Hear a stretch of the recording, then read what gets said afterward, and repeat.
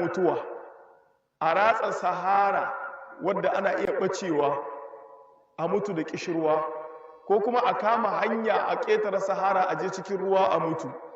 Tun ana faɗa mutane suna jin labari ake har ya kai yanzu ta WhatsApp da TV tabbas ka tabbatar da ana mutuwa, amma baka taɓa ganin an ce maka mutane sun fasa ba. Me dalilin da yasa? Saboda sun san amfanin dukiya. Haka masu neman mulki idan da za a buɗe maka fayil ko mu ce dose na waɗansu irin abin da suke aikatawa wajen neman mulki za ka yi mamaki.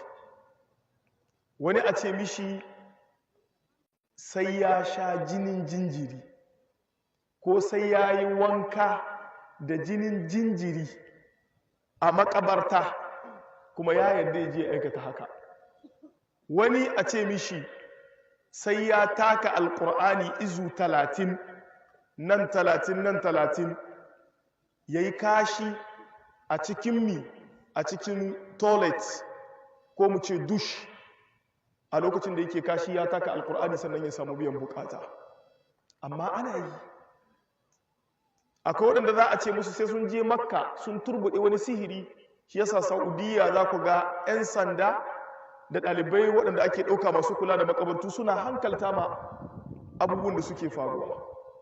Wannan shekarar ma ban sani ba ko wannan shekarar ce abin ya faru ko ba wannan shekara ba, an kama wani mutum a intanet kuna gani a bakin Ka'aba ya je ya sanya wani abu na sihiri. To wajen neman mulki mutane suna iya yin komai.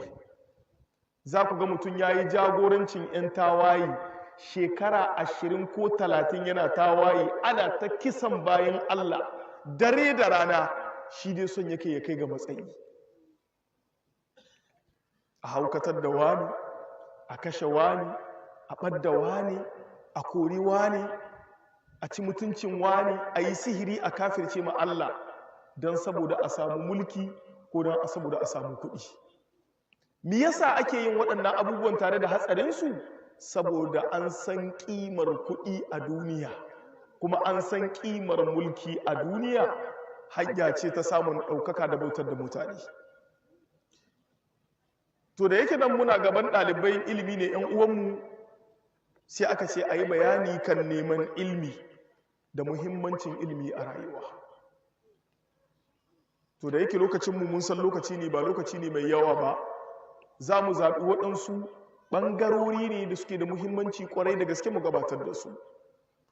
Muna fatan Allah subhanahu wa ta'ala ya kasance shi ne jagora gare mu cikin wannan karatu da za mu gabatar. Allah ya ba mu ikhlasi da dacewa da sunna ta annabi Muhammad sallallahu alaihi wa alihi wa sallam a cikin ayyukanmu gaba ɗaya. Muna fatan Allah subhanahu wa ta'ala ya samu kyakkyawan ƙarko. Muna fatan Allah subhanahu wa ta'ala ya sanya aljannar firdaus al'a'la ta kasance makomanmu da mulku gaba ɗaya. Abu na farko wanda za mu fara da shi a wannan karatun namu shine cewa asalin ɗan adam jahili ne.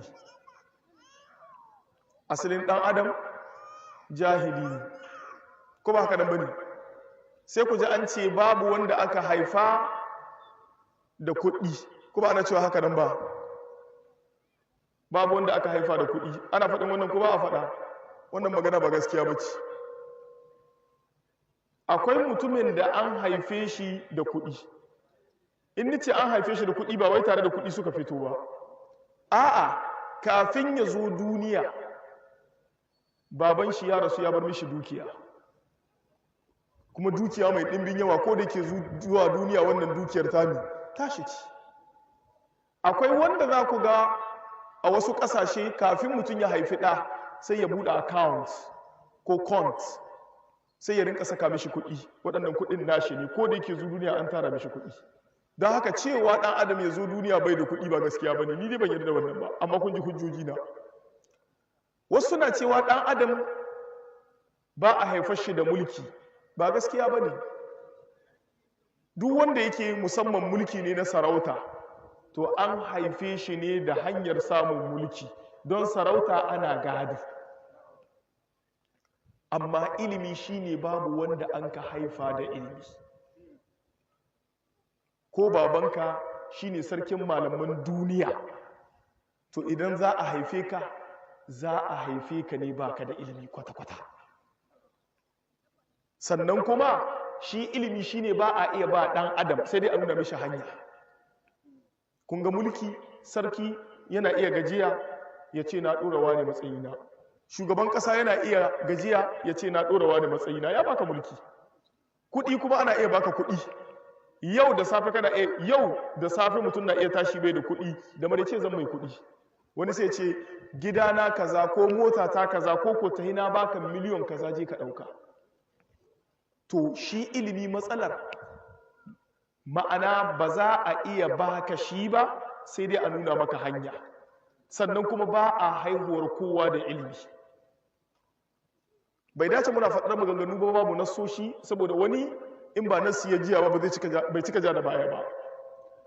Allah subhanahu wa ta'ala a cikin